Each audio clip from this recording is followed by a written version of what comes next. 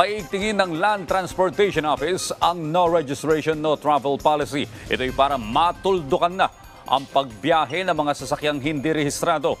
Si Karen Villanda sa detalye.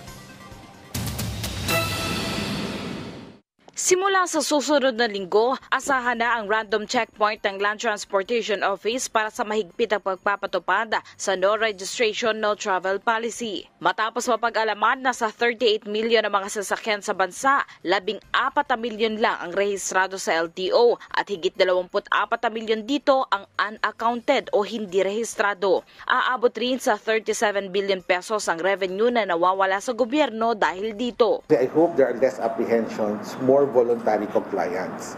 So yun yan. Pero yung checkpoints talagang isa-strictohan natin yan. No? They will be randomly scattered throughout the city, sa labas ng syudad, ganun, to ensure full compliance. Pero nag-outreach talaga tayo.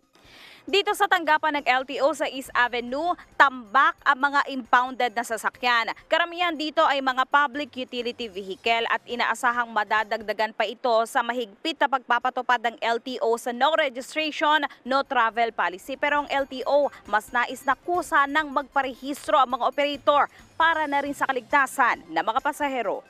Road safety, no? Kasi di natin na-inspection. Mas lalo kung pang-publiko sa sasakyan niya, talagang nalalagay sa alanganin yung ating mga pasahero. So that's number one. Kaya gusto natin ma-implement na gusto. Impounded na sasakyan at multang 10,000 piso. Ang parusa sa mahuhuling may gamit na hindi rehistradong sasakyan.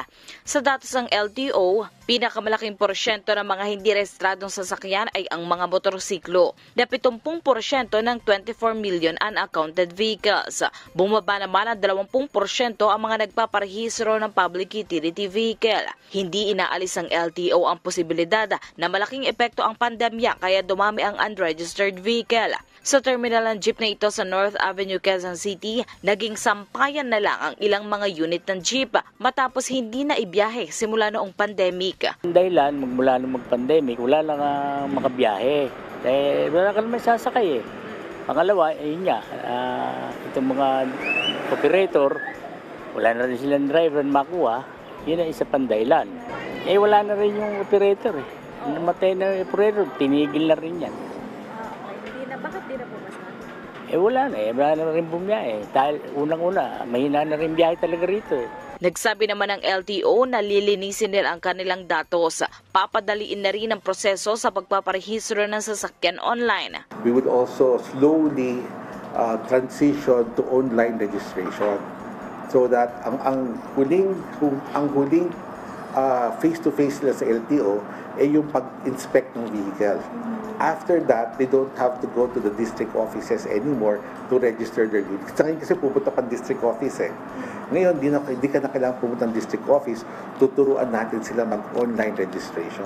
Sa LTO Region 5, naglagay na sila ng Digital Citizens Charter kung saan gamit ang tablet ay makakapag-avail na ng serbisyo ng LTO offline. Plano rin ng LTO na higpitan na ang inspeksyon ng mga sasakyan bago makakuha ng rehistro sa susunod na taon. Kung saan bukod sa visual na pag-check sa mga sasakyan, gagamit na rin ng makinarya para matiyak ang roadworthiness nito. Karen Villanda para sa Morning Show ng Bayan, Rise and Shine, Pilipinas.